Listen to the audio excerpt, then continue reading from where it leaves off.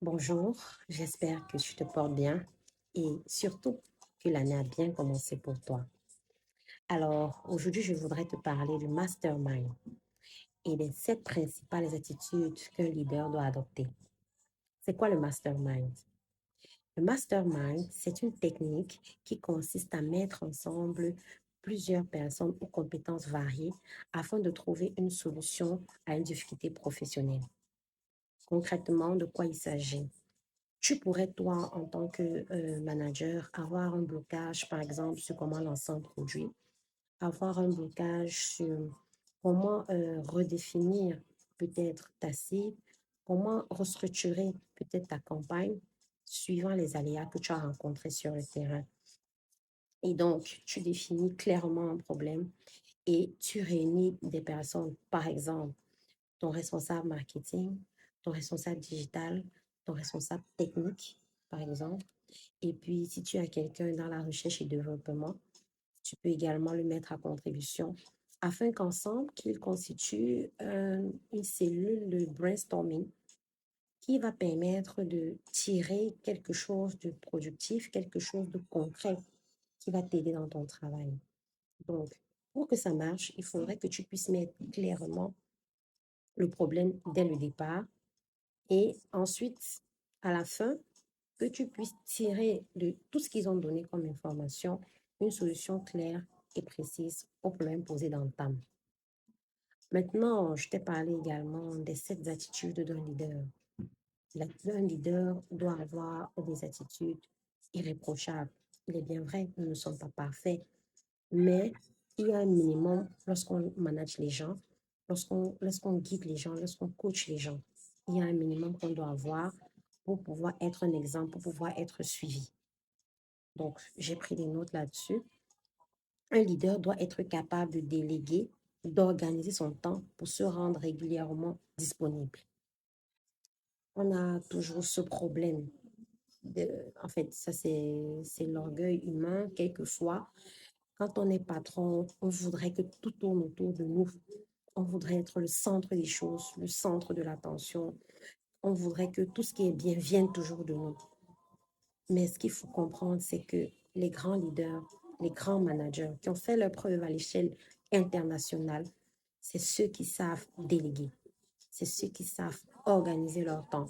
Si tu es toujours en train de tout faire, si c'est toi qui es sur tous les fronts, ça veut dire que tu n'es pas un vrai manager.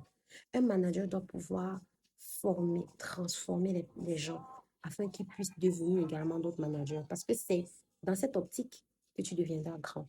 C'est dans cette optique que tu pourras être international. Parce que tu auras formé des managers de façon à ce que eux aussi, ils managent tes équipes et que l'entreprise puisse grandir. Deuxième attitude, un manager qui se vante personnellement de veiller à tous les détails de son entreprise, soit il est incompétent, soit il est à la tête d'une très petite entreprise. C'est vrai que quand on commence, on n'a pas 50 employés. Au début, en tant qu'entrepreneur, on est obligé un peu d'être touche à tout. Mais pour quelqu'un qui aspire à grandir, à partir du moment où tu prends déjà des personnes pour travailler avec toi, il faut apprendre à leur faire confiance. Il faut leur donner des responsabilités et les laisser travailler. C'est comme ça. Je ne peux pas dire que si tout le temps tu es en train de surveiller celui-là, il est sur son téléphone, celui-là, il est sur Facebook, celui-là. Si tu le fais tout le temps, c'est que tu n'es pas efficace. Retiens bien cela. Troisième principe, un leader efficace assume les fautes et les échecs de son équipe parce qu'il considère que c'est lui qui choisit ses subordonnés. Encore un point très important qu'il faut retenir parce que on a tendance souvent à chercher rapidement un coupable quand il y a un problème. Si tu n'es pas le patron de l'entreprise et que tu es juste un directeur, peut-être tu es le directeur marketing, peut-être tu es le manager du digital, peut-être tu es le directeur commercial, tu as une équipe que tu gères, peut-être juste dans une ville, peut-être dans tout le pays, peut-être dans plusieurs pays également. Il faudrait pouvoir assumer. Tu ne dois pas être celui-là lorsque le PDG convoque une réunion pour une mise au point ou bien veut faire un état de l'activité, que tu sois le premier à pointer du doigt un des membres de ton équipe. Même si à ce moment, ton boss ne te dit rien, sache qu'il est très déçu. Il pourrait rester calme, peut-être parce qu'il veut observer, il veut te donner du temps pour changer. Mais sache qu'il est très déçu parce qu'il préférerait que tu assumes en tant que manager, en tant que responsable d'équipe. Un autre principe, un leader doit pouvoir organiser son emploi du temps de telle sorte qu'il doit pouvoir se rendre disponible pour mettre toute son énergie là où c'est le plus nécessaire afin d'atteindre ses objectifs. Donc la phrase «je n'ai pas eu le temps» est très dangereuse. Toi, en tant que manager, tu dois réussir à organiser ton temps pour savoir mettre ton énergie. Je prends un exemple. Tu as plusieurs ressources et il y en a qui sont très bons, il y en a qui performent vraiment, mais il y en a qui sont un peu à la traîne. Est-ce que tu vas passer le temps à suivre tout le monde? Non. Parce qu'au-delà de ce qu'ils font, toi aussi, tu as ton propre travail. Si, par exemple, tu es directeur commercial, toi, en tant que directeur, tu dois déjà être le meilleur vendeur pour pouvoir leur donner l'exemple. Sur quelle base est-ce que tu vas les critiquer si tu ne donnes pas l'exemple? Ça veut dire que dans ta façon de travailler, tu vas organiser ton temps de façon à ce que ceux qui sont à la traîne, que tu puisses leur remonter. Tu dois trouver qu'est-ce qui les bloque, pourquoi ils sont à la traîne et comment faire pour qu'ils remontent. De ce fait, tu ne vas pas être en train de suivre tous les autres parce que eux, ils arrivent déjà à faire le chiffre de façon à te satisfaire. Donc, tu vas également savoir où mettre ton énergie. Par exemple, est-ce que vous avez un problème avec le fournisseur? Est-ce que par rapport à votre produit, tout est OK au niveau de la qualité, au niveau de la production, des stocks? Est-ce que les livraisons se font toujours à temps? Tu dois déterminer quels éléments doivent prendre le plus ton temps pour être sûr d'atteindre tes objectifs. Cinquième principe, un leader efficace est celui qui réussit à amener tous les autres à faire les choses pour lui parce qu'ils veulent le faire pour lui. Ce ne doit pas être le bâton tous les jours. Tu dois les amener à t'écouter, à t'obéir, sans avoir besoin de frapper le poing sur la table. C'est pour ça que j'ai dit d'entendre que tu dois être déjà le meilleur vendeur, tu dois bosser dur. Et si à un moment, il y a même une des ressources qui arrive à vendre plus que toi, ne prends pas ça pour toi. N'en fais pas une affaire personnelle. Il performe parce que peut-être il est ambitieux, il veut les bonus, il veut les promotions. Mais toi, qu'est-ce que tu veux? Reste concentré. L'atteinte de tes objectifs et non te mesurer à tes ressources.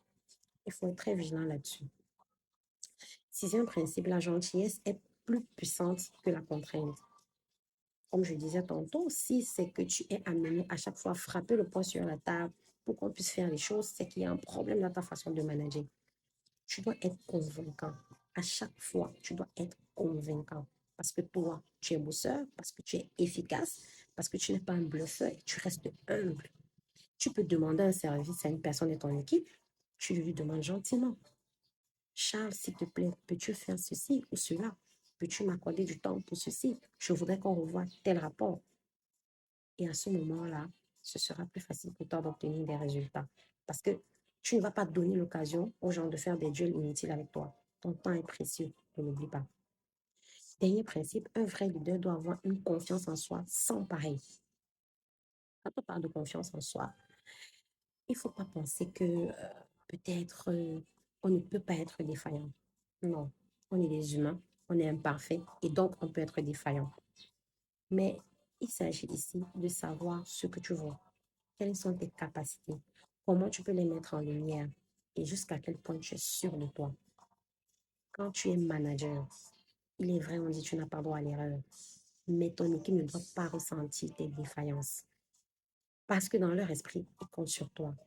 Ils ont besoin de toi. Quand ça n'ira pas, c'est toi qui viendront voir pour avoir des solutions. Quand il y aura des blocages, c'est toi qui devras trouver des solutions. Et donc, pour ça, tu dois être efficace. Et l'efficacité commence par la confiance en soi. Donc, si tu n'as pas assez confiance en toi, ils le verront. Et à partir de ce moment, tu deviendras de moins en moins crédible. C'est valable également pour tes clients. Si tu n'es pas confiant, si tu n'as pas confiance en toi, si tu ne dégages pas de l'assurance, on aura l'impression que le produit que tu vends peut être douteux. On n'est pas sûr. Donc, on n'est pas obligé de traiter avec toi. On n'est pas obligé de commander chez toi. Il faut être vigilant là-dessus.